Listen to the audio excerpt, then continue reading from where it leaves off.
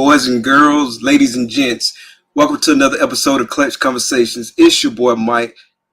Happy to be here live one more again on a Thursday night. Last week was pre-recorded, so definitely glad to be back in the building live. Missed everybody in the chat. I see all the early birds in the chat. We're going to get to you in just a second, but first and foremost, shout out to my lovely wife, Takara, for controlling the comments and keeping us straight behind the scenes. Yeah, make sure y'all show her some extra love this week because she's feeling a little bit under the weather, but she is still with us right here tonight, hooking us up in the comments. So y'all drop some love, show some love in the comments. Please make sure you like this video. If it's your first time in the chat, definitely subscribe and smash that notification bell. And also remember, audio recordings of this episode as well as all of our other episodes are now available on all major podcasting platforms. So that's Apple Podcasts, Google Podcasts, Spotify. Anywhere you listen to the audio version of your podcast, you can find all episodes of Clutch Conversations. When you're out there, please follow, rate, and review. It really helps us out. We really appreciate the support. Speaking of support, make sure you're supporting U.S. Art and U.S. Art Florida. Make sure you're a member of those organizations, giving donations, whatever you can to offer some support. We definitely need anything you can do. Tell a friend, tell a friend, tell a friend, tell a friend. Definitely, let's get to some folks in the chat real quick. Man, it's live in the chat. It's Crump. Eric, what's good, bro? Thanks for coming out. Gerald in the building. What's good, bro? Thanks for coming out. Zach, what's good, bro? Thank you for coming out. Big homie Luke, what's good, bro? Thanks for coming out.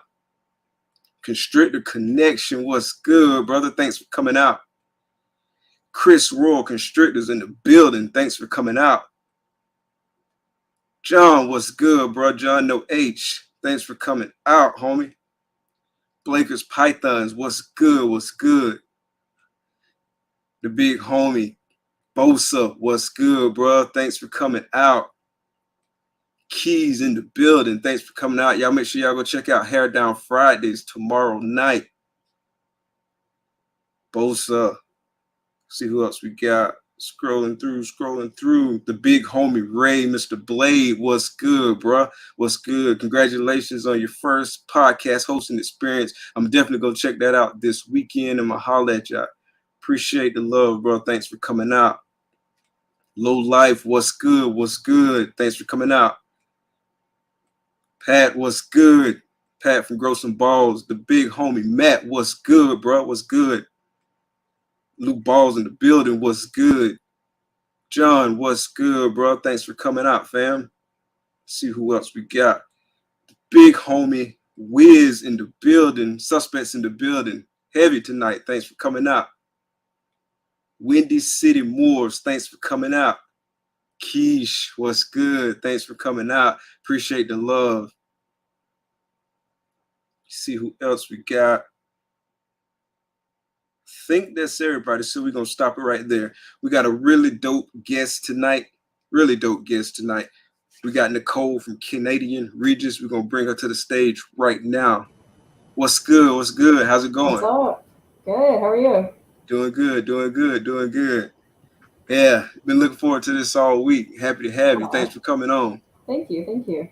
Cool. So I already introduced you a little bit, but tell everybody a little bit about yourself. So my name is Nicole. I'm the owner of Canadian Regius.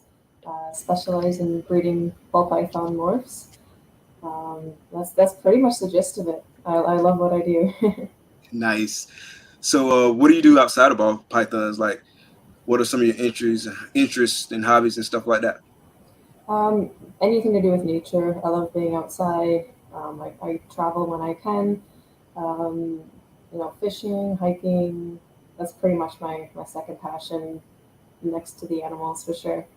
Okay.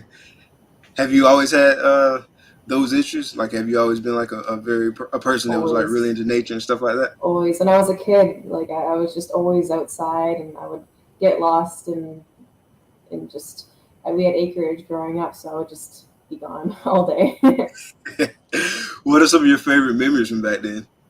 Oh boy, everything to do with the creek that the land was situated on. I would always go walk down to the creek and watch the geese, watch all the animals, the snakes. Just that was my zen for sure. Okay. Did you ever try to interact with them, or you just kind of like observe? Always, always. I mean, a kid that loves animals that had that kind of environment, I probably chased more animals than I care to admit. I was all over it. That's what's up. That's what's up. So when did you decide to dive into the reptile world, and how did that come about? Kind of surprising. I started with birds. Birds were just something I was really into. I got my first bird when I was 9, and I started breeding them when I was an early teen. Oh Um, wow. yeah, like that was my first passion. I ended up working at a pet store, and they had ball pythons, and I just fell in love. I'm very into genetics, and that's kind of what got me into the birds. I would breed for the genetics, and when I found out, I was looking at just a regular ball python, and I saw these morphs, and I was just like, oh my god. So I got a pastel male was my first ball python. Nice. Yeah. What kind of birds? Well, I mainly bred zebra finches and cockatiels. What was the second one? The cockatiels, the Okay, ones okay, that's with the what's up. crest. Yeah. Yeah, that's what's up. So is that hard to do? Like, I guess relative to breeding ball pythons, is that hard to do? It was pretty easy. I mean, animals will do what they do when you put them together. I mean, they're a little bit harder to take care of, and the care involved is a bit more intense because they're so social.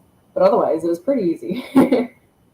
Okay, that's what's up. That's what's Yeah. up. And so you had a pastel mill, and you decided at that time, were you just keeping, or were you kind of like planning on breeding from the get go? I'll be honest, I probably knew right away I was going to breed because I've pretty much bred every animal I've kept in the past. Like I used to breed betta fish too, and I just knew. So less than a year later, I got a proven breeder normal female for him, and the rest is history. Okay, and so you put pastel to the normal. I And didn't how long ago was actually. this? I ended up Say getting a again. pewter male after that. I ended up getting a pewter male after that. I didn't even breed the first male I got. So my first pairing was a pewter to a normal. Okay, okay. And how that clutch go? Um, it didn't. She didn't go until the following year. I bought an even better investment male, which at the time was a butter spider, and that ended up being my first successful clutch. And it was 11 eggs. Did pretty good. Oh wow, yeah. How big was that Mhm. female? Oof, she was like 2,500, 3,000 grams, something like that.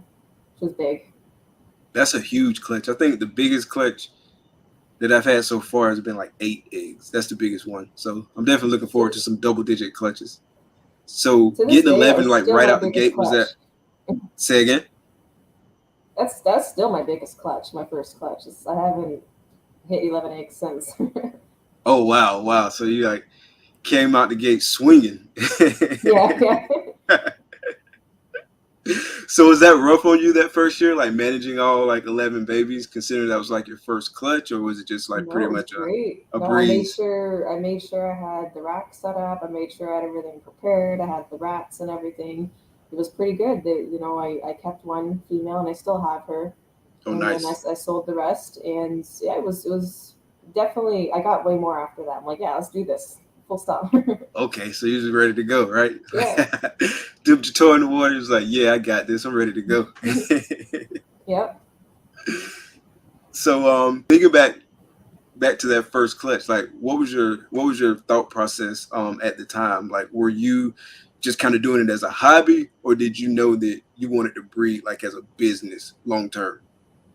So I'll be honest, back then there wasn't ever any talk about actually that being a possibility. There was a couple of the big breeders, um, back then, like Mark Mandick up in here in Canada.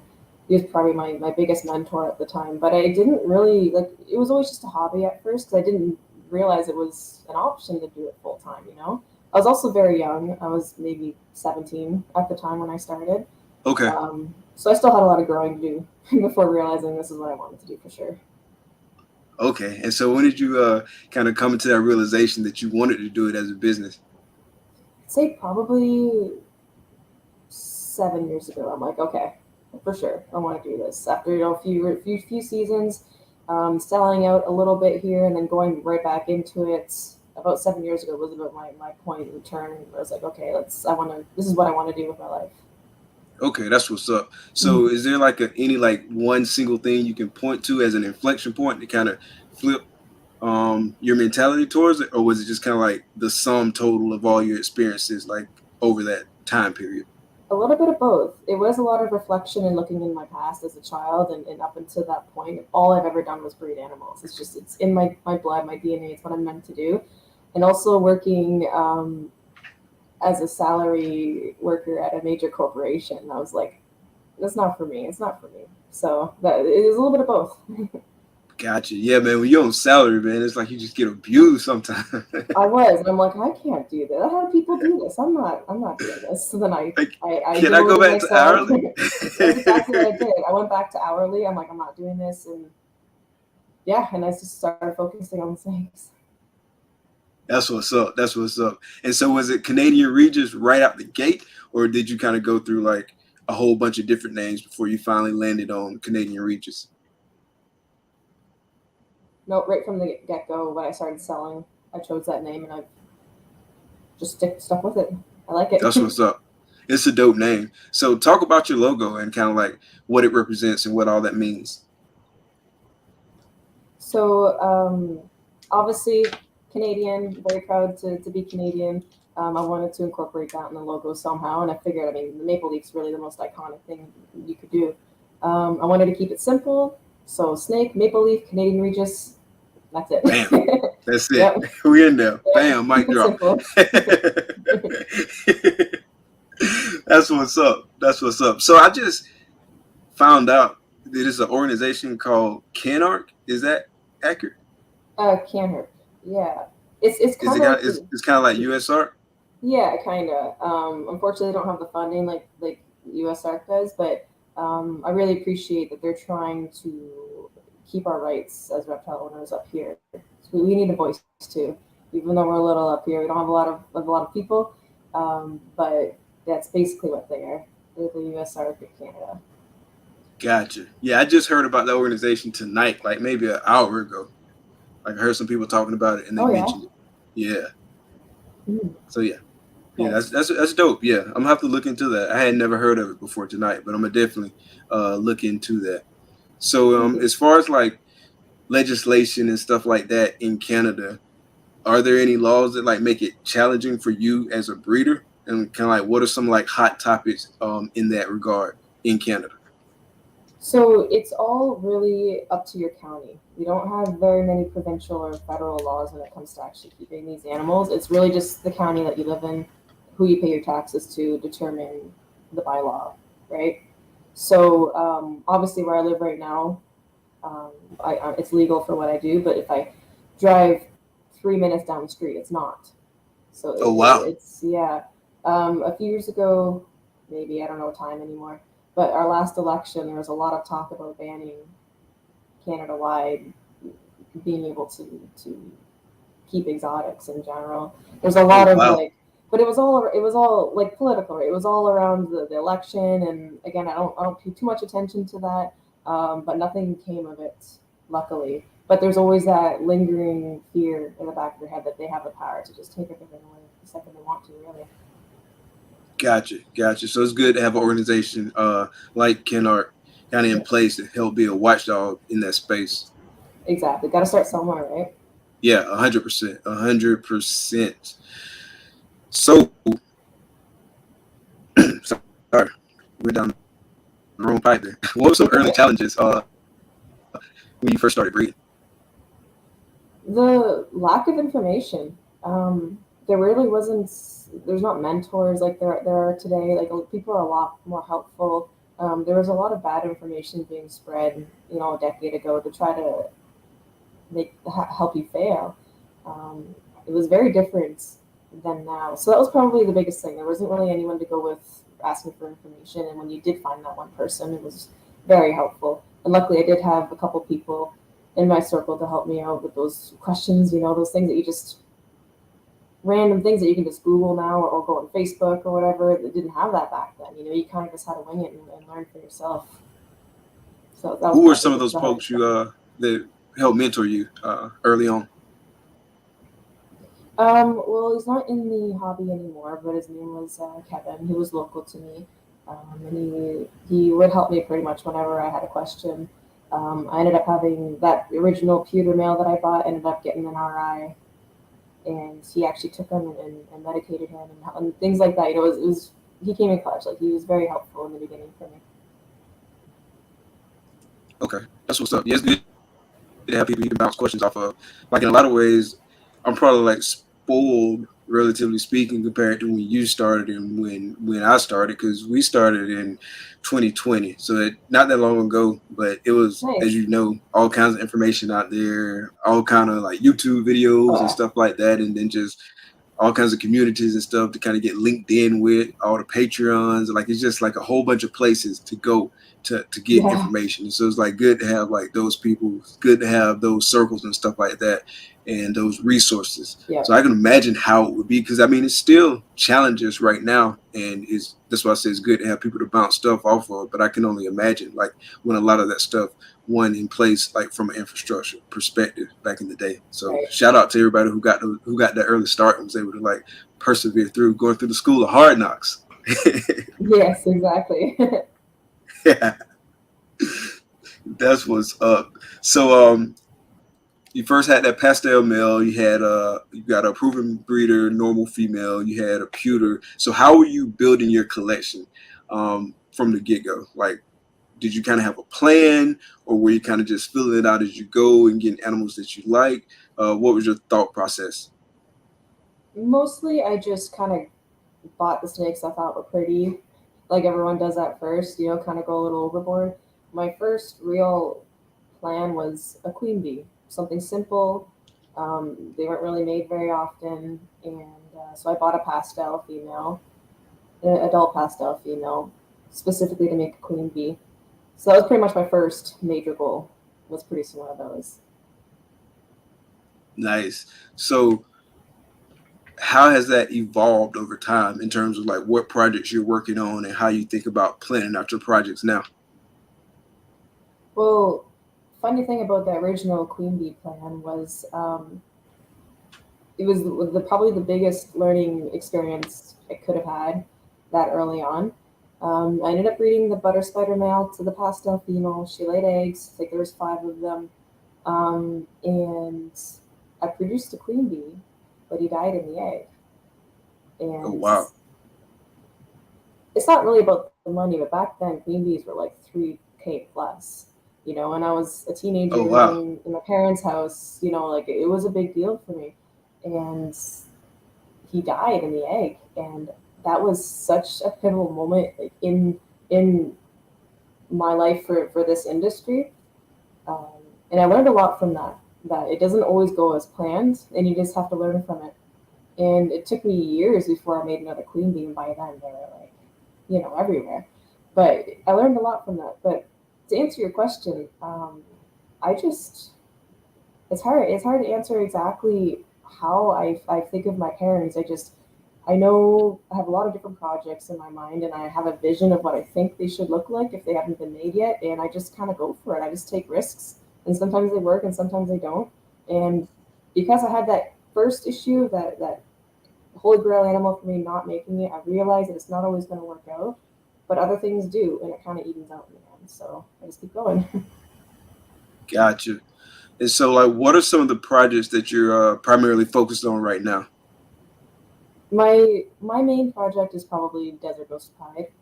Um, I'm trying to add Monarch into that as well. I have Hypo in it right now as well. Otherwise, I have a chance of, I mean, pause heads would have to prove out, but I have a chance of hitting the Desert Ghost Pride Hypo Black Xanthic this year. Oh nice. So basically everything Desert Ghost and most things Pied as well is my main focus. Nice, nice. So real quick for everybody listening and for you too, Nicole, I apologize if my microphone messing up or my audio messing up. Again, Well, I don't know what's going on with it and why it starts wilding out when we go live. Like it'd be fine backstage or at least decent backstage, and then boom. So I'm not quite sure what it was doing, but I know my Takara messaged me and said that it was messing up. So I'm not quite sure what it's doing. Y'all let me know in the chat what it's doing. So far, so good. So far, so good. Yeah. So no issues on your side. Not right now. Sometimes it'll be a little choppy, but Yeah, that's so weird. I don't know what's going on. I got to figure it out. Like, I don't know if it's my internet. I don't know if it's my connection. I don't know if it's my computer. I don't know what's going on, but I got to figure it out. It was fine when we were backstage, but yeah, this, like you said, the second you go live, it just didn't want to do it. Yeah. Yeah, we got to get that figured out because that's annoying. I hate that happens. So DG Pod is kind of like the base, and then we throw a Monarch in there too. That'll be pretty dope. I don't work with Monarch right now. I work with Ultramel, but I'm not like against Monarch. It's dope. Like, it's dope. I'm not gonna lie and pretend like I don't like it. It is. It's dope. You can like both though. They're both good in their own ways. It's always like you gotta be one or the other. No, like you can like both. It's okay. So, do you do a lot of clown stuff? I try, but it's probably my it's my kryptonite. I've just had very bad luck with clowns. Oh, really? Like what?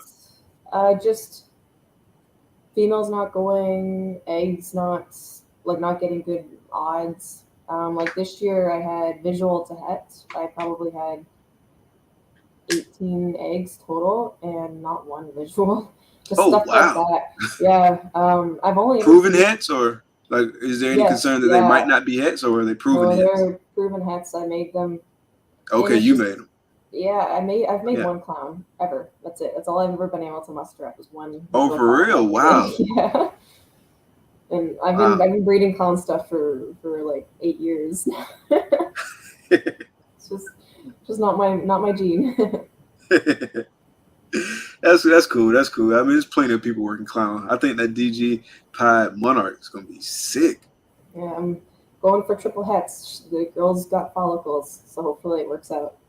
Nice. Yeah, I'm definitely looking forward to seeing like what happens with that one. That's gonna be dope. That's gonna be super dope. And so I saw you post the other day, and I saw Antoine mention it in the chat too. So you got a new facility.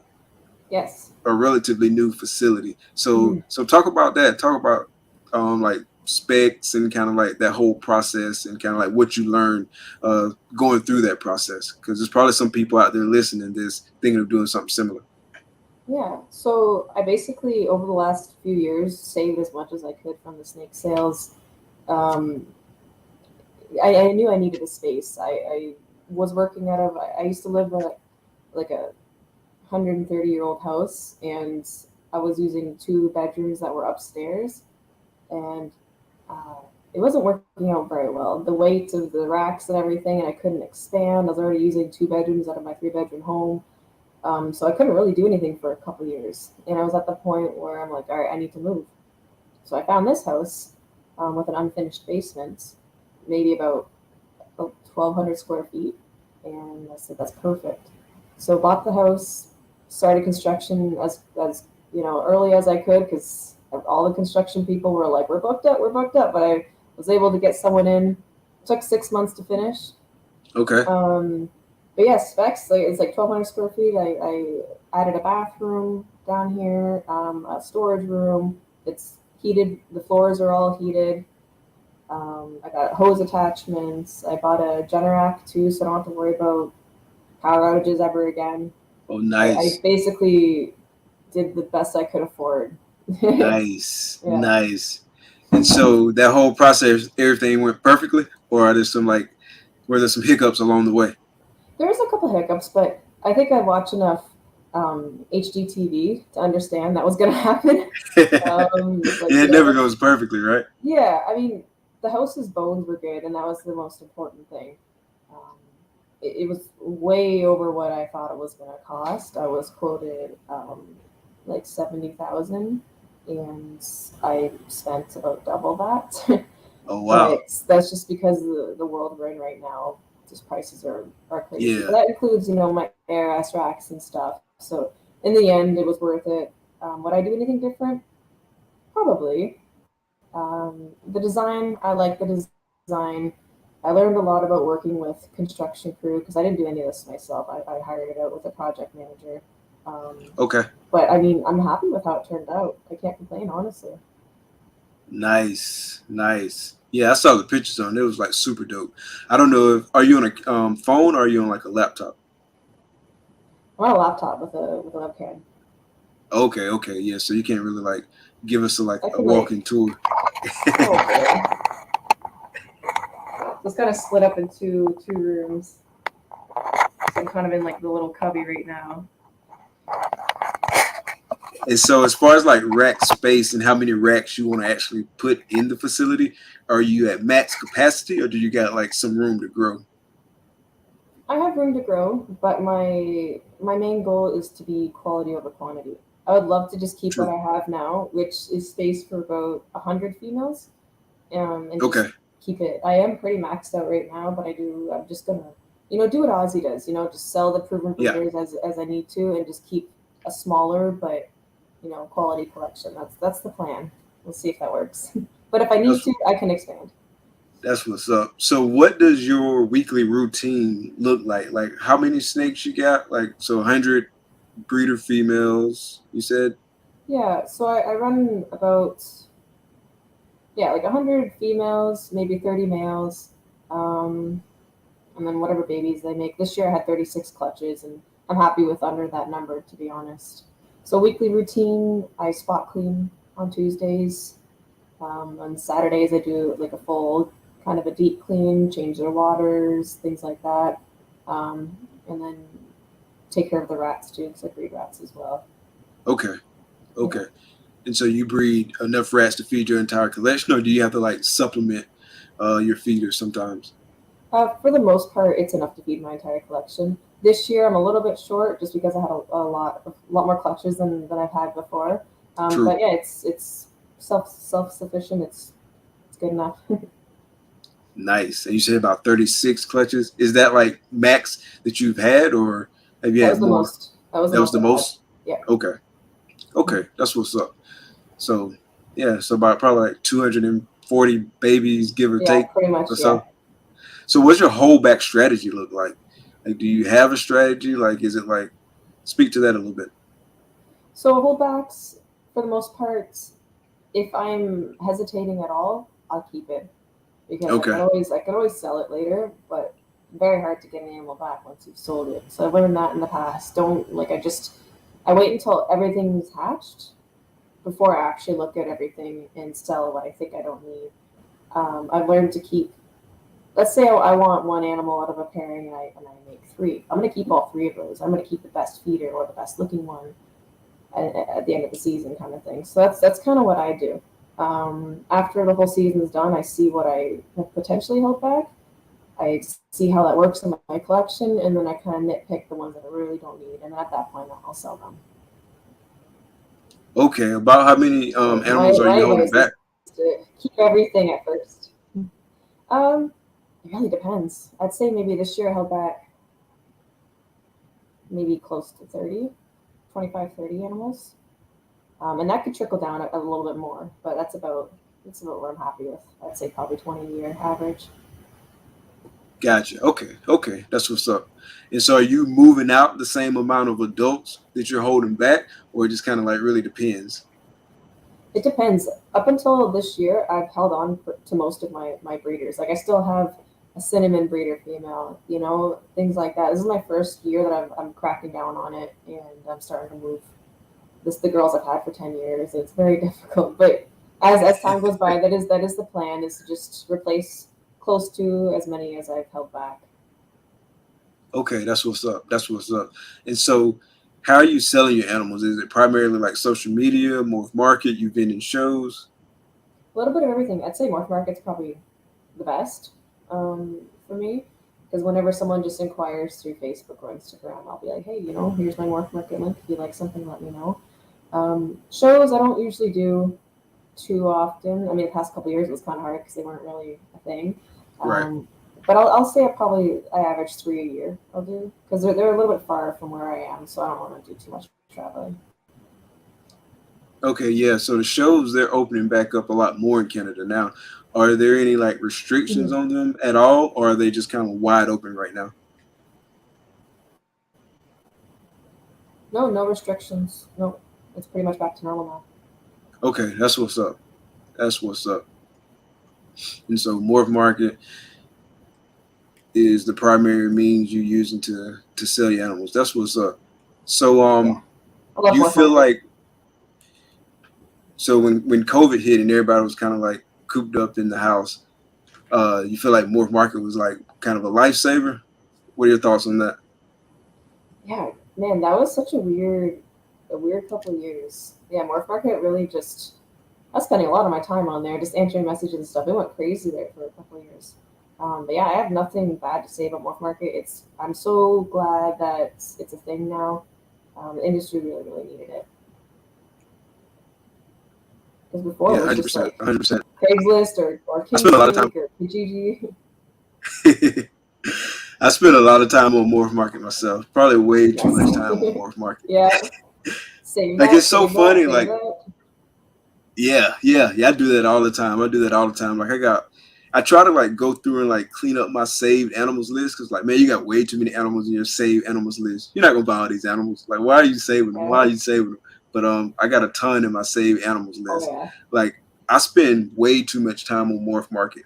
Sometimes when I'm getting ready to go to another site, like whatever that site is, like my fingers are just type Morph Market.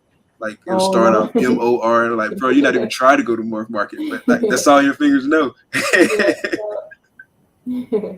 Yeah, then But yeah, you like have I it spend tough time. like when you see your list and a couple of them sold, but it's like well, you're not gonna buy them anyway. But still, you're like, damn it, they sold. Right, like why you bought my snake? Yeah. Like why did you buy my snake? Right. Yeah, I spend a lot of time on Morph Market. I haven't been buying a lot lately, but I still spend a lot of time on Morph Market, just like looking like Yeah. at what different genes do with different combos and just trying to learn Mhm. and like figure out some directions on projects and stuff like that. So Yeah, exactly. I It's a have really awesome tamed it a tool. little bit.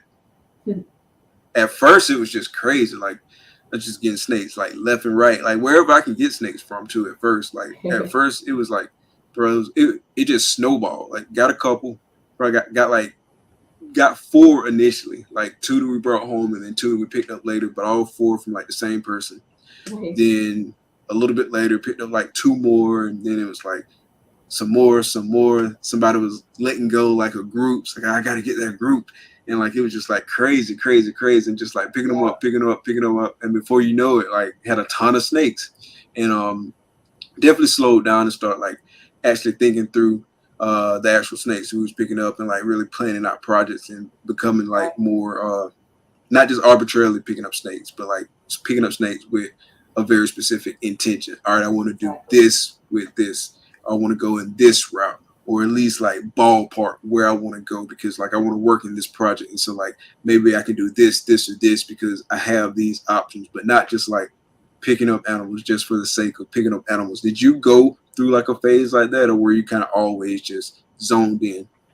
Oh yeah, I think everyone goes through that phase. I think it's kind of like you have to. um, One of the first expos I went to, I think I spent like 5 grand on a bunch of snakes, like a spinner Oh wow. female, a pinstripe female, bumblebee, a pied. Just I went crazy at that expo. And then of course after you realize why do I need a spinner and a pinstripe? Sell a couple of them and refocus. And I think it's how everyone starts the hobby. It's very addicting, and you just grab, and then you're like, oh crap, what have I done? Yeah. That was definitely me. Like that's the exact boat that I was Yeah. in. Like I was the captain of that ship. Hmm. And then once I started rethinking, like I started like identifying, I was like, all right, so this doesn't really work with anything I'm trying to do long term. This doesn't really work with anything I'm trying to do long term. So I started like going through and like strategically identifying like which ones didn't really work what I was trying to do long term. And so those were the ones I focused on selling. And I was able to sell most of them. So Yeah. right now, it's only like a few that we have that's not involved in like a project in like some shape, form, or fashion. And so definitely had to correct that. Yeah, right. So, and that goes back to what we was talking about earlier. You know what I'm saying? Like as far as like the resources and having people you can bounce ideas off of and like lead you in the right direction. Because left to my own devices, I might be just still picking up just whatever animal. Yeah, right. You do need that. You need someone to like hold you down a bit, you know? Like, why are you getting that? You already have this kind of thing. Exactly. Yeah, you definitely need somebody a good. That's a nice internal control. Hmm. So you were talking about earlier with your holdbacks and how you kind of like go through it methodically and you might wait until like the end until everything hatches to figure out like things you want to sell versus what you want to hold back. Have there been, so what are some of the ones you've sold that you wish you wouldn't have sold? Like speak to some of the ones that got away. So it was a while ago, and I still think about her. It wasn't anything crazy, but she just was very, very good quality, and it was just a spot nose sugared female I sold years and years and years ago. I still would like to have that female in my collection today. She would have been really nice just to make cool looking snakes with, and Oh, definitely nice. that one. Nice. What would you compare it to? But oof, right now, which spot nose was good with pied? Because I would definitely have done the Desert Ghost pied. But since she has spot nose, I probably would have. I probably do super chocolate edgy hypo. I'd probably start there. Super chocolate inchy hypo? Yep. Oh, nice. That'll be real dope. That'll be real dope. Yeah, that's probably what I would pair to her today if I had her. I saw at the last Daytona show, it was Ring Reptiles, but he had a chocolate inchy DG hypo. It was nice. So not exactly the same thing, Oh, but I got like, one of those. oh, you do? Yeah, I got a female. Nice. Yeah. Can you pull her up? Yeah, one sec. Yeah, I'd love to see it. Put you on the big screen. Luckily, he's not too far away. Let's see how well my camera will pick up. She's beautiful. You said she, right? Yep. Yeah, that's nice. What are your plans with her? I have a male red stripe fire black pastel desert ghost hypo. Oh, nice. So definitely that. Yeah, she's real nice. So hopefully making some red stripe desert ghost hypo stuff with her with some chocolate as well, of course. That's the plan. Yeah, that'll be real dope. That'll be real dope. That was like that was probably my favorite snake that I saw at the show, at that Daytona show. Oh yeah. And I wish I would have got it, but I ended up not getting it. Because I had like a lot of other snakes that was coming in at the time. Like I had like maybe 3 or 4, and I was like, I want it, I kind of need it, Yeah, but you I'm do. not gonna get it. And I still think about that snake to this day. Oh no, I hate that. I hate not buying something and then regretting it after. Some of those things you just have to jump on, and I've Yeah, learned that too. Definitely, if there's one snake that if you sleep on it and you're still thinking about that snake the next day, and in your head, if I always ask myself if that snake, if I would have contacted the guy and the snake is sold, how would I feel? You know, that's usually how I make myself buy stuff. Because if I'd be like, oh crap, it's sold, then I'm gonna go buy it. yeah. Don't give me any arguments to have with myself and win or lose, depending on how you look at I'm it. the worst for that. It's like if you really want something, just go get it. Yeah, 100%. Yeah, yeah. I think about that snake on a routine basis. I hadn't seen another one floating around, so it's pretty cool that you have one. Nice. Yeah. I love them. Absolutely love them. When I saw her, I was like, all right, I need her. So, do you ever do any breeder loans? Sorry? Do you ever do any breeder loans, like or I any joint do. projects, anything like that? Not necessarily joint projects, but when I retire a female, I usually offer her to friends. Instead of buying them, we just split the first clutch, or I get like the first pick or something. And it's kind of a win-win. I don't have to sit on a female trying to sell her. You know, I could help out a friend that could use a decent female, and it's kind of fun. I get to pick a hatchling out of it in a few years or in a year or Nice. whenever it happens. And if nothing happens, then whatever. It's not an animal I lost because I wasn't going to use her anymore anyway. So that's kind of how I do. I don't. If there's an animal if there's a project I'm really into, I'm just going to go and get the ingredients myself. When it comes to that, you know what I Okay. mean? Have Yeah. you ever ran into any issues with that, or has it always just worked out well? No, it's always worked out because I don't expect anything from it. So nothing happens, Gotcha. and oh well, it's not a loss for me. I don't expect anything. Gotcha. That's what's up. That's a cool way to approach it. I never even thought Mhm. about doing it like that, but that's dope. That's a cool way to approach it. Yeah, it's not worth like the females that I'm retiring aren't crazy, right? They're not. If they're crazy, then I'm gonna sell them, kind of thing.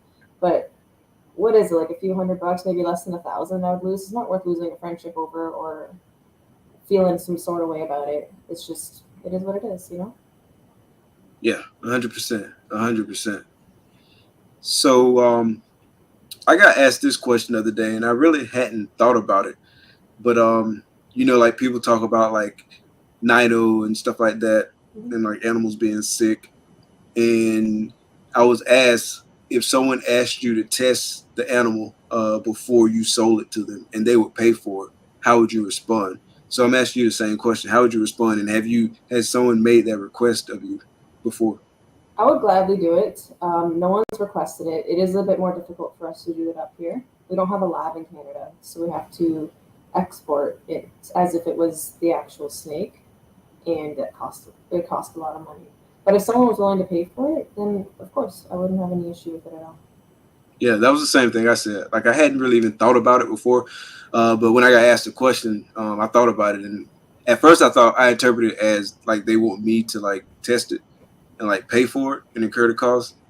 And then I was like a little hesitant about that because like that can add up real quick.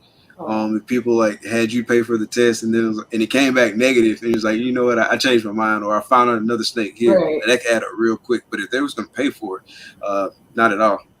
right, I yeah. don't have a problem with it at all. There's nothing to lose. Like any one of us could have it lying dormant in our collections. It's just a risk we take, and I have nothing to hide. If someone's willing to pay for it, I'll do the test gladly. At least I'll learn from it too, you know. Yeah, 100%. Right. So it's like a win-win for you, really, Mhm. in a lot of ways, because I'd rather know that there was an issue versus like unknowingly spreading something around. You know what I Exactly. mean? Yeah. So speaking of testing, have you genetically tested anything? Not yet. I do have a bag of sheds that I will be sending out um, as soon as I can. It's just again with the export, even sheds, we can't export without a permit, and the Oh only wow. labs are in the States right now. So So it's a costly thing. how much extra cost does that add on like a shed? I mean, not a shed, but a shed test. Well, luckily we do have someone up here that I use as an export when I actually export my snakes over to the States, and they've offered to use their permits to export sheds. So I don't actually have the CITES paperwork or the permits. I pay an exporter who already has the permits to take care of that. So his cost, he asks for them. I think it's only like $25 to $30 per shed. But if I was to actually get the permits for myself, I would expect that to be quite a bit higher, like into the Oh hundreds wow. probably. Yeah. And so, are there any talks of any labs opening up there? There's been some rumors about a lab opening up in Ontario, um, but just rumors for now. I heard that they are doing some testing, but who knows how long that'll take before anything happens. But I'm glad they're at least there's something going on. Okay, and you're in Ontario? Yes. Okay, okay, that's what's up. Yeah, that'd be clutch. For a lab to be up there and make it so much That would be easier. so nice. Yeah, you guys have it. You guys don't know how good you have it sometimes. It's like, man, I wish I could send my We stuff should by shut up email and or breathe, huh? mail. Yeah. That's what's up. So most of your sales, are they in Canada or are they in the States? It varies. I would say definitely Canada. During COVID, that was mostly the States. It was very, very weird couple of years. But definitely mostly Canada overall. Okay. So, hot seat question: who's your favorite breeder in Canada? Not named the Coal Lions. Mark Mandic. He's just been there since the beginning for me, and I respect him a lot. Yeah. Yeah, he's OG. OG. Yeah, he is. Yeah, he is. Yeah, I've had the pleasure of like listening to some interviews and hearing some stories he has to tell. A wealth of knowledge. Funny as hell too. Yeah, he's a good guy. I really really like him. Nice, nice. And I think I heard you say on a podcast before that he like helped you out with some stuff early on. Is that true? Did I remember that right? Yeah. Most of my animals came from him from the beginning. Um, he sold me a group of animals for a very good price to get me started. And he's always just been top notch. You know, he's always been there whenever I had a question about his animals. He's just all around good guy from the beginning. That's what's up. Yeah, it's good to hear stories like that of people like really experiencing the hobby, helping people out, and just like really like paying it forward and kind of like pulling folks along with them. So that's what's up. Mm. Who else in Canada? Oh, it's Like hard to after go by Mark, who's favorites. It's hard. I have a lot of friends in the hobby. Um, I wouldn't be able to. I can't. It's like there's there's Mike so many. Graham, there's Peter Williams, there's a lot of people local to me out here. Um, Man, I could just keep naming them. It just Mark really stands out Yeah, I because feel he like it's a was like my lot of heavy hitters. original. Like, Yeah, it really is. yeah, I definitely want to get up there one day. You should. Yeah, I thought I was gonna be up there in this past September for work, but that ended up falling through, and so I didn't make it. Oh, that's a But bummer. definitely one of these days. Yeah.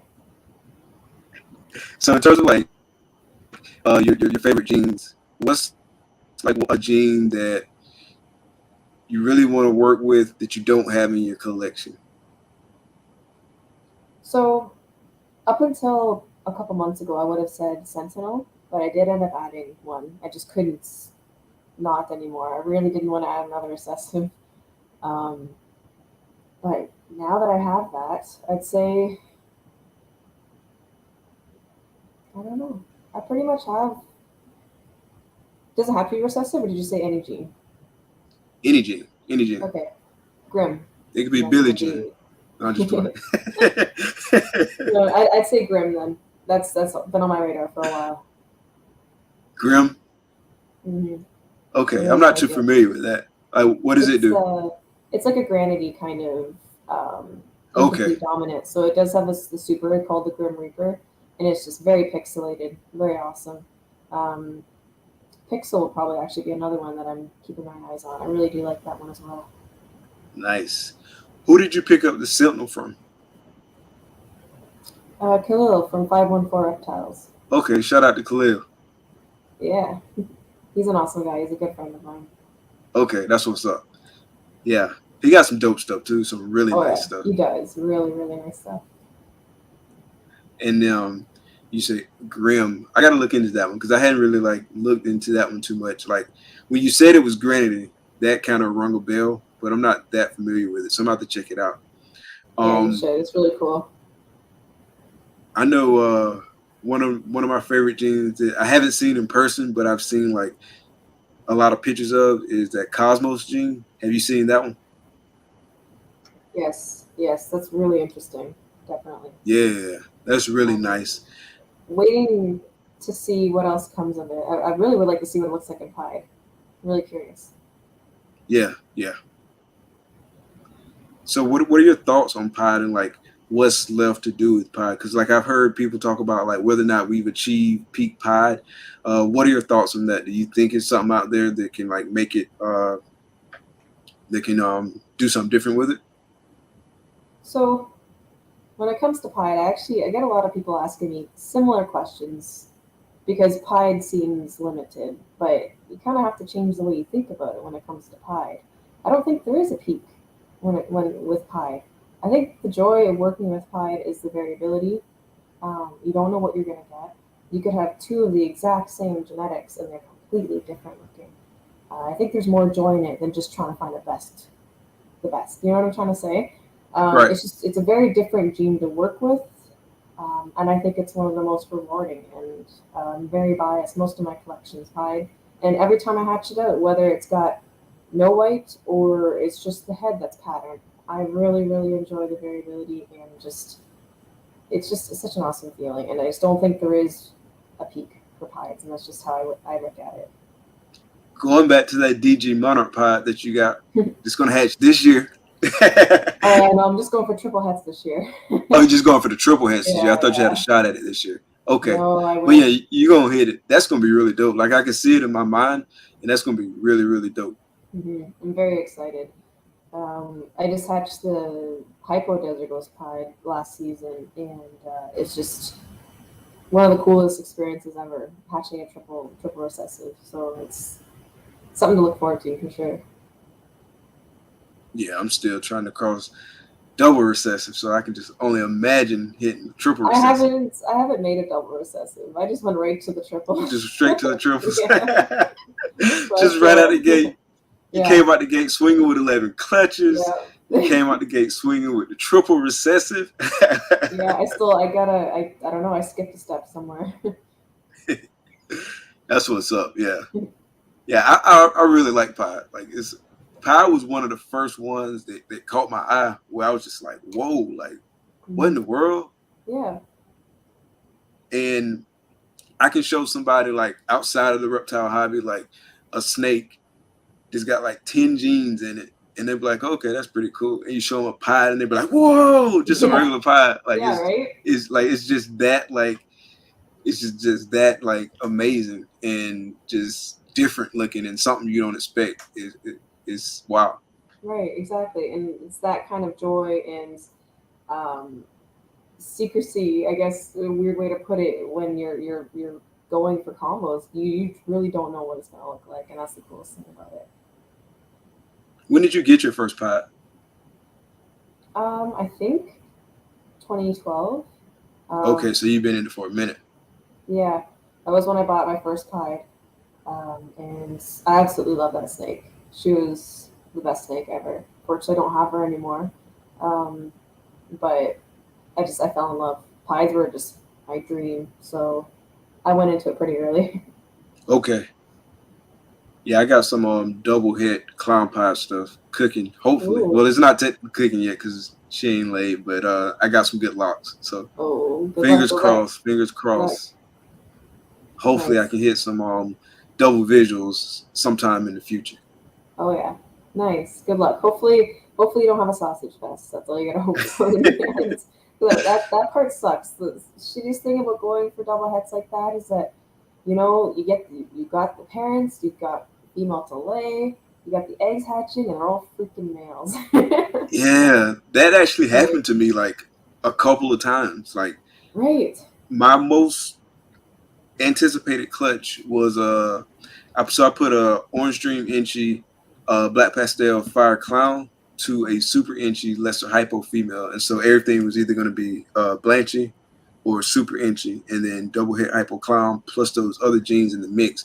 And it turns out that male had Mojave, so I had 3 bells in that clutch, and he also had Wow. leopard. Like unknowingly had leopard as well, Wow. and so like I had some animals with leopard. So like that was a pleasant surprise, in the sense there was some extra genes in there. What wasn't a pleasant surprise was the 6.2 that I hatched. I Oh was like, no. yeah, I was like, no. And I'm talking about like some of the dopest snakes that I've hatched like to date in terms of like how Of they look, course. but they're all boys. That's annoying, isn't So it? yeah, so I am keeping one of the males, and Oh then I'm yeah, you keeping should. both females. Good. One of the females is a bell, so I'm not quite sure what's all in her, and so that's gonna be pretty cool to like grow That's her pretty up exciting. and prove it out. Say Yeah, again? that's exciting. I like mystery bells that you can hold back like that.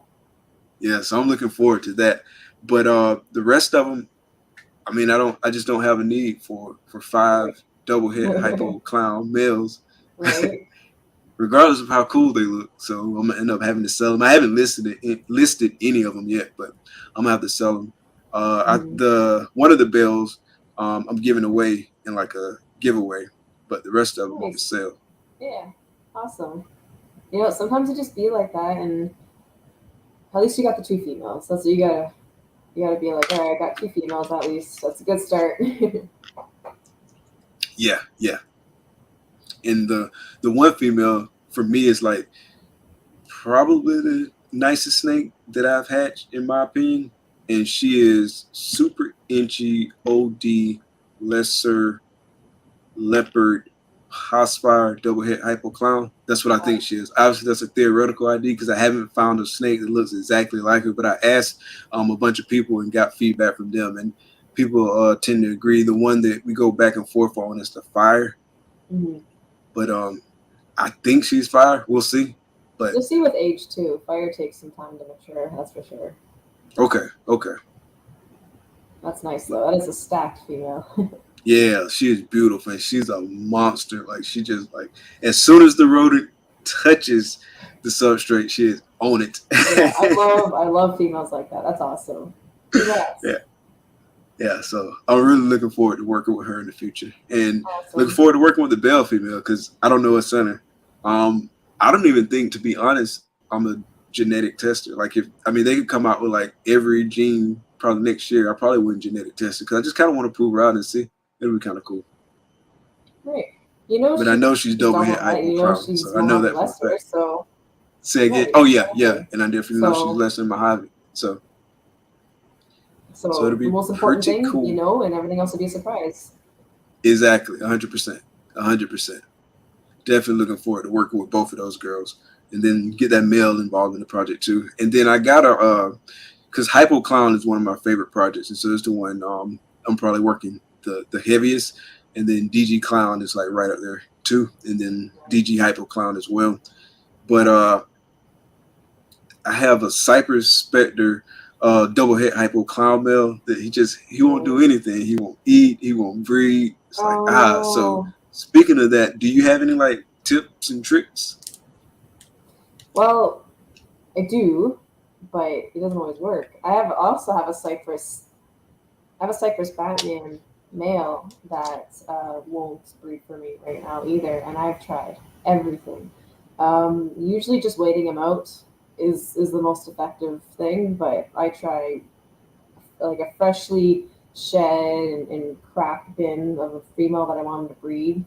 Try that. Don't clean them, you know what I mean? Just throw them in there when she's still with her mess. Rubbing the shed from another male that's been actively breeding on the female, so he kind of gets his scent glands on the female. I've even put two males together before and let them battle a little bit. All this hasn't worked for this male, so I'm just gonna keep waiting and hope for the best. So were you successful with other males using some of those same tactics? Yes, but I do think in the end it's just a waiting game. Okay. I think it was just a coincidence that eventually they got the hang of it. I think it's just you just wait them out. I've also I don't let them get too big because sometimes they just focus on food more than anything and they get kind of lazy. So if I notice they're not breeding, I'll just stop feeding them for a little bit, and Yeah. that works too sometimes. But honestly, in the end, I think it's just waiting them out. Just keep trying. Eventually, they'll figure it out. Gotcha. Like once he stopped eating and when he like repeatedly and it became like a regular occurrence that he wasn't eating, I stopped trying to pair him like at all. But when he was in the tub, like he would be in tubs with like females that was like clearly rated. I knew they was ready because I ultrasounded them and they were building follicles. And then when I put them in there, she started like tail wagging and like sitting up the tub and stuff like that.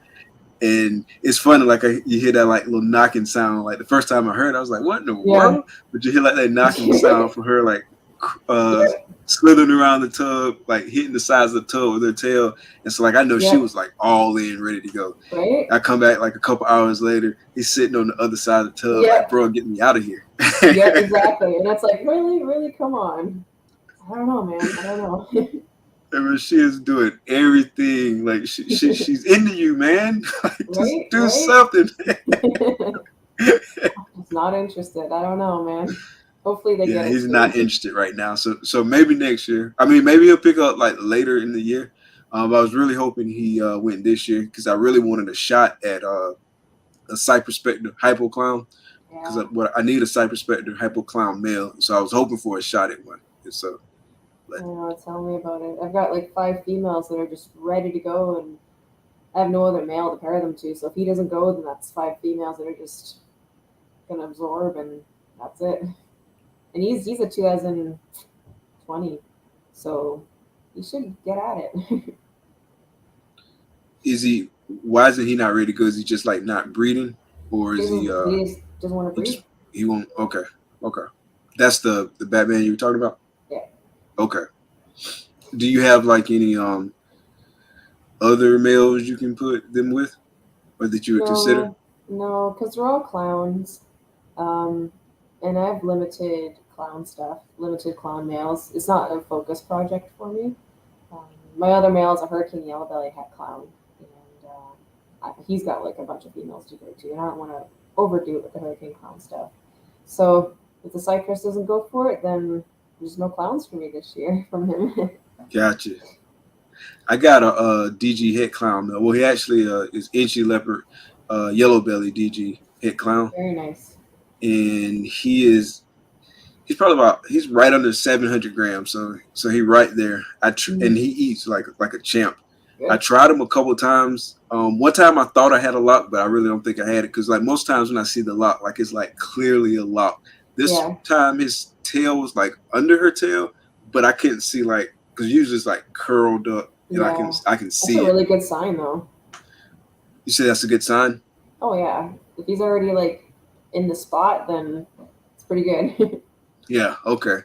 And he went off food briefly. Like he skipped like one meal and then ate the next time. So I was like, Right. I panicked because I didn't want him to go off food, and so I Yeah. haven't put him back in because I got a backup meal in that project. I got just a regular Desert Ghost Het clown meal who I've been putting with like a couple females too. So at the end of the day, if he take the clutch, it's not the end of the world. But obviously, I would rather have like all those other genetics in the mix. So have you done that? Like use the male to like get the girls to a certain point and like throw another male in there, like kind of at the end. And Yeah. then what's been like your success rate in terms of like that male taking the clutch or at least having dual side clutches?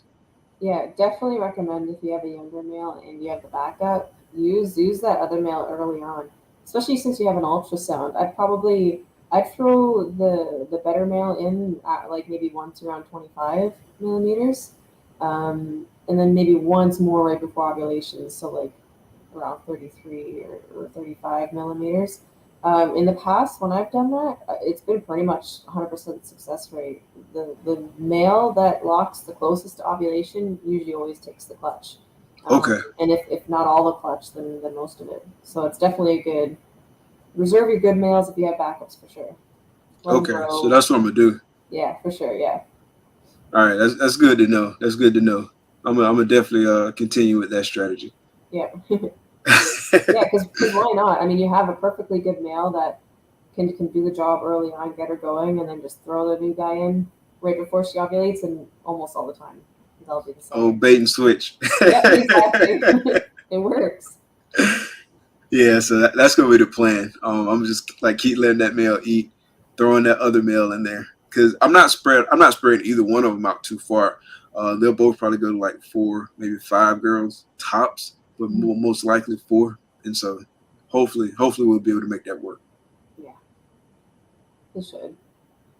Um, have you had like any issues with like a male just kind of like breeding himself like all the way out? Because like I've heard people talk about like a male continued to breed and end up passing or something like that. Have you had any issues like that, or do you know anyone that's had any of those types of issues? Because that's kind of always in the back of my mind. Like I'm scared. So like that one male that like stopped eating. That's why I pulled him out. Like, oh, you're good, you're good, you're good. Yeah.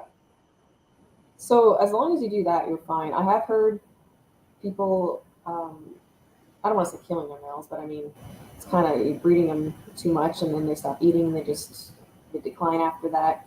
I have heard that happening before. I do know people personally that have had that happen before. Personally, I've never had it happen because I do what you do. Like I watch them very closely, and I just if they get to the point where I think they're too thin, then it's just not worth continuing breeding them, and I'll pull them. And within a few months of not breeding, they'll get back on food. So it's just as long as you just don't push them, I think you're fine. Use your best judgment Okay. kind of thing, you know. So do you pull your males like the first time they skip a meal, or do you give them like a couple meals or something like that? No, I expect all my males to go off food that are continually breeding. For the most part, I've been feeding ASFs during the breeding season to my males to keep them interested in food. So, but on average, every breeding season, I'd say each male takes at least a few months off food. But they're in good body condition. They get a little thin, but I mean that's normal, like a normal male thing. You know what I mean? Um, but yeah, it's just it happens. So I wouldn't pull a male after one missed feeding because that's just what I expect to happen after they start really getting into breeding. I just watch their body condition and just pull them if I feel like they've gone to the point where I'm not happy with how they look. Which doesn't usually happen. Usually they kind of self regulate. You know, breeding season's done, and after a month or so, they get back on, and things are peachy. Okay. Yeah, I had one of my males did who sired the most clutches for me like last year. He went off of food like right at the end, and he was probably off of food like probably like, not long at all, like maybe 3 4 weeks, something like that, and then he That's was not right back on it, and he yeah. ready to go again this year too. So Yeah, I've got some males that will.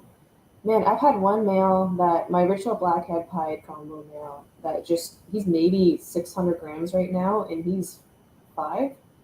He'll maybe eat a rat pup, 6 rat pups a year. It's just what he does, you know. It's just how he is. But he's in good body condition. He's a good breeder. He will eat when he's not breeding, and it's just how he is, you know. So every snake is a little bit different. So you gotta keep that in mind as well. And it's not always going to be the same rules for every one of them. okay, yeah, I'm gonna keep that in mind because that meal I was just talking about, like he probably 1,100 grams or so. Like he's a pretty big He's male a at big this. boy, yeah. Yeah, he's a big boy. But the one that I pulled as soon as he stopped eating, he's not that big. Like he's probably like in the 600 to 700 range. And Yeah, so I was I just would like, get a nah, little I'm not. nervous. Yeah, no, I would have done what you've done too. If you missed one meal when they're that small, then yeah, I would pull them. I'd probably wait till he has like maybe 2 consecutive meals and I'd put them back in if you want. Or like you said, you have a backup anyway, so just wait a little bit longer. Yeah. Yeah. Okay. Yeah, that's good to know. Good information. So, what other breeding challenges have you had, like besides like males going off for food or stuff like that? Like, So I've gone through years where I've had really high slug rates and have had to kind of work my way around that. Um, it's just every year is kind of a different problem that you have to kind of figure out. There's always going to be a problem. There's always going to be something that feels like it's pushing you behind, but you just got to take it as an opportunity to learn a lesson. So I think I had 60% slugs one year, maybe you had 8 years ago. how many? Like 60% slugs. 60%. Wow. What Yeah. do you think led to that? So back then, again, you didn't get a lot of information. A lot of information was wrong. So there was a lot of information saying that overfeeding your females during breeding season will cause slugs. I don't think that's correct. I don't think overfeeding will cause slugs. I do think the females need the extra food. So I think it was a mixture of not feeding enough and too high of heat. So once I fixed those 2 issues, I lowered my heat. Now I was always afraid of RIs, so I'd always keep their hot spot, maybe 92 in the adult racks. You But now said I keep 92? it back then, yeah. Okay. But now they're anywhere from 84 to maybe 88, and I have much better success with that temperature range. Okay. Yeah. So it's interesting you say that because like I've been having this conversation with a lot of people and I'm basically hearing the same things like consistently. So that makes me feel good. So last year, early in the season, like we were just like plugging right along. Like every girl that laid had like perfect clutches, all the eggs were good. But then towards the end, probably like 3 out of the last 4 clutches, the slug rate was like super high. Like I had one girl slug completely out. I had one girl lay have like 3 good eggs and like 7 slugs. I had another girl who had like 6 or 7 slugs and one potentially good egg that ended up going bad, like right at the end of Yeah, incubation. of course. And so the feedback that I got was like the heat piece, right? So having the heat too high, because I was probably between 88 and 90, like Hmm. with the hot spot. And I was talking to like a local guy here, and he was saying that he's had like issues like later in the year, uh, with slugs, and he thinks it's because of the heat, right? And so, I mean, in Florida it's always hot, and then you throw in that hot spot on top of it, like that just didn't help. And I think that's what like led to my slugs. So for this year, temperatures are coming down, and so like I'm just trying to stay in that 84 to 88 range and see if I have like more success doing that. Hopefully that's the case. Knock on wood that that's the case. But that's what I plan on doing. And so like that's the change for this year. And so I'm happy. Like it sucked to get those slugs. Like one of the it was a hypopod, double head hypopod clutch that I was gonna get. So it was like an OD Inchy Lemon Blast pod male to a Mojave hypo female. And so I was hoping to get like some stuff I could hold back in that project. And then I had a double head DG clown clutch that I didn't get any snakes out of. But that sucks because I was looking forward to both of those clutches. But at least I learned it now. And hopefully that was the issue and I can rectify it and don't have to worry about it going forward. Because I would much rather learn that on like a clutch this tight that I'm looking for something from, but a clutch that like, oh man, it would throw me like so much further ahead of like where I want to be and have to learn that hard lesson or deal with that. So hopefully it works out for me. Attitude that won't get you far in the hobby. You have to have that positive outlook on everything that happens because it'll continue to try to beat you down with new problems, new issues, and having a positive attitude really, really, really helps. Yeah, can't stop, won't stop. Exactly. But yeah, that's been this hobby has been like dope. Like I can't say enough good things about it, particularly the community. So, are there any things about the reptile community that surprised you about the community that you didn't know, like kind of coming into it? And then I got a follow up question after that too. Okay.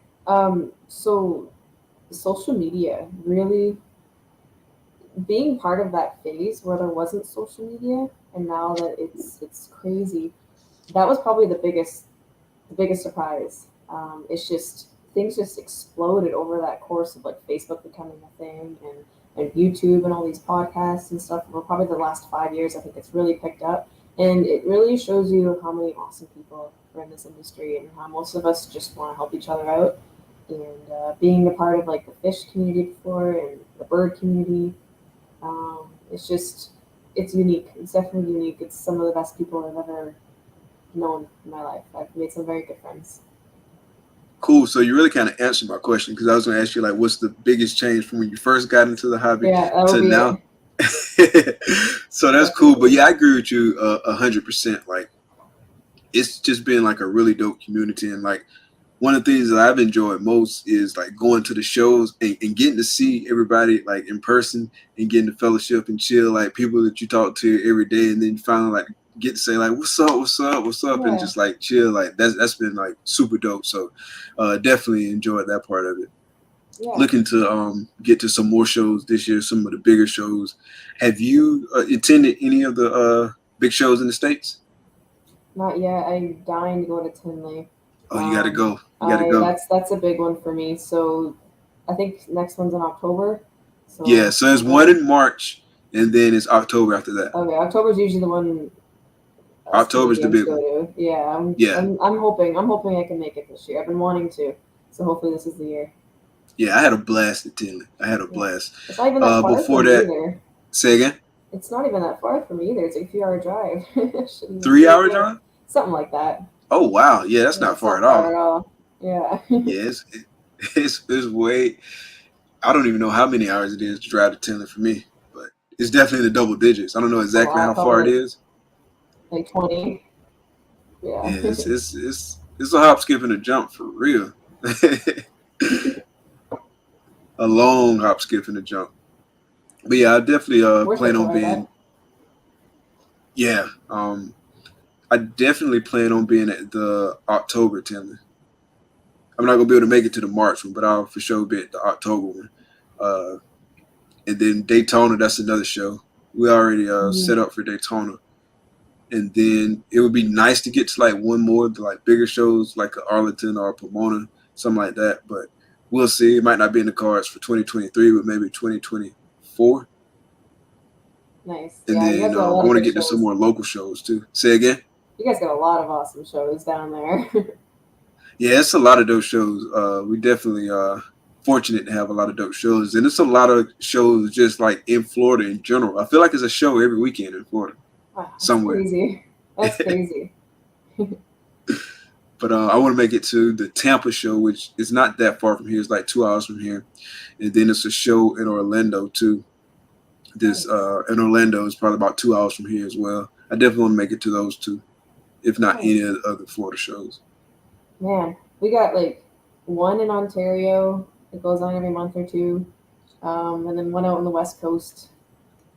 That's about it.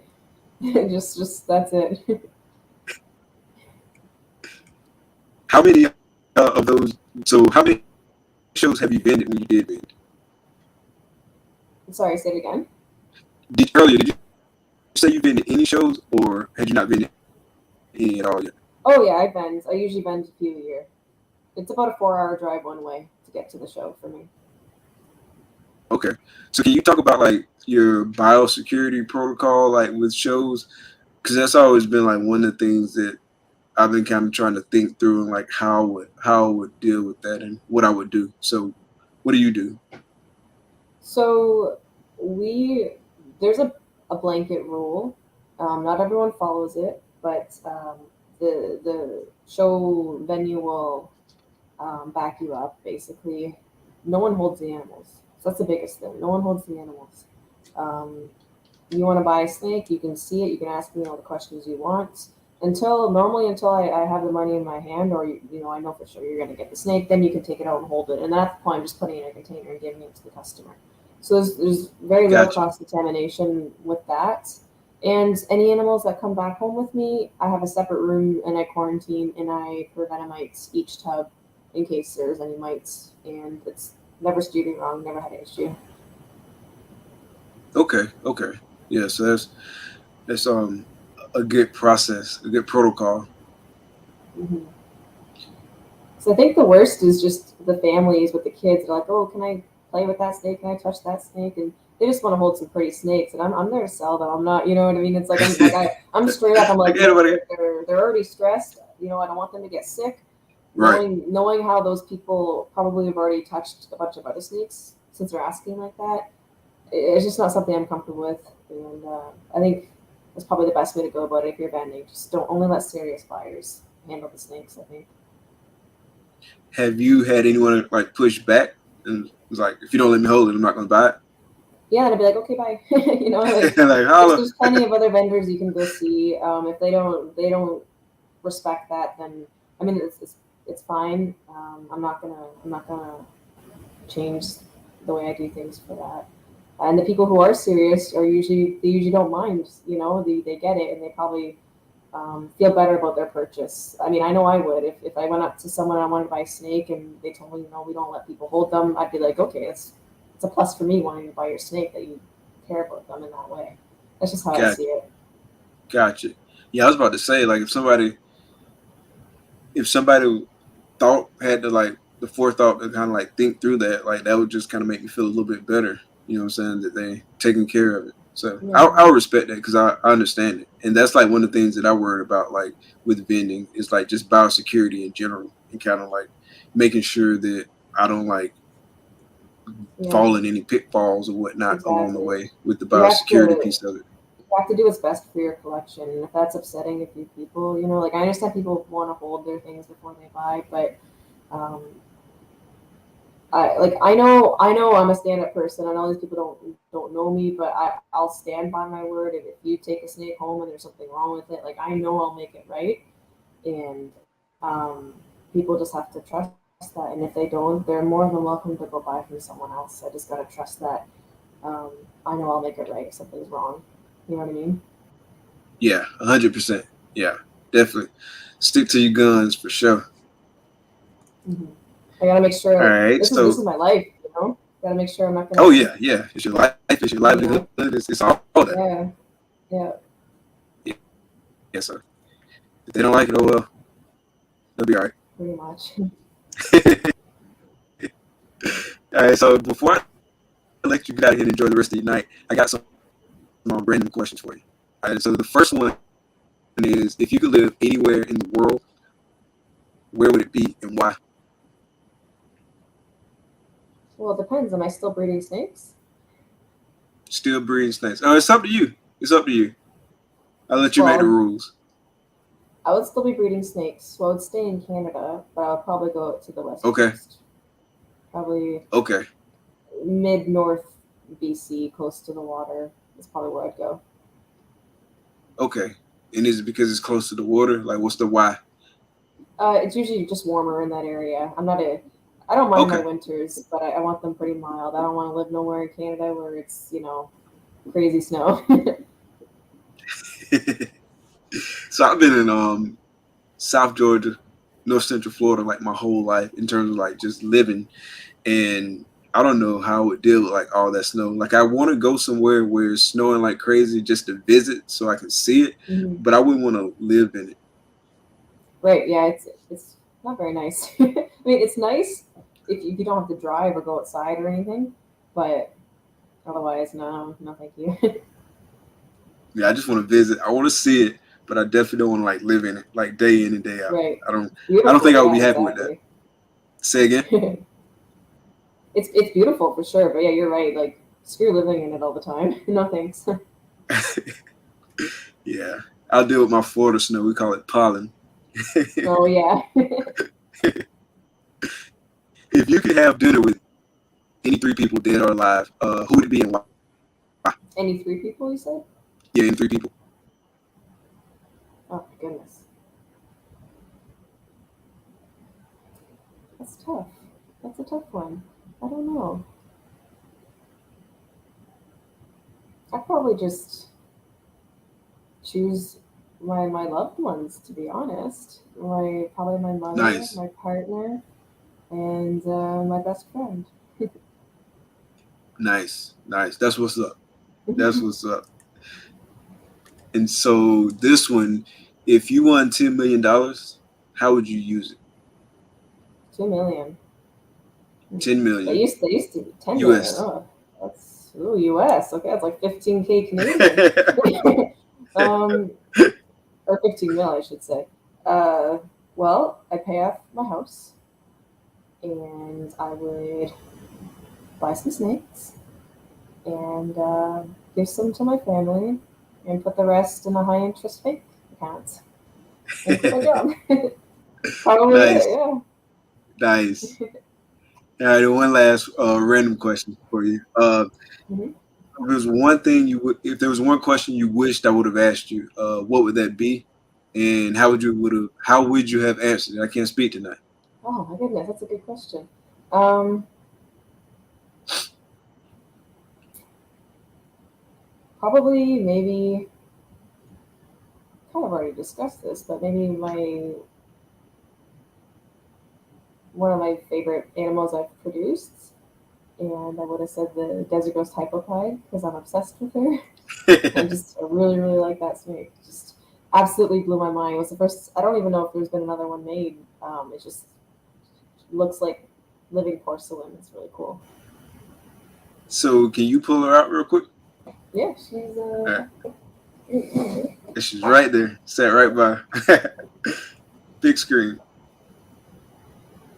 Oh, Too bad nice. the camera isn't really picking it up very well, but Yeah, it like goes in between picking it up well, or probably best as it can, to let's like see. Put it on my being face. overexposed. Yeah, but she's just can't even explain how beautiful her colors are. That's amazing. She gonna be beautiful, like forever. The lighting is too good in here. Yeah, she's awesome.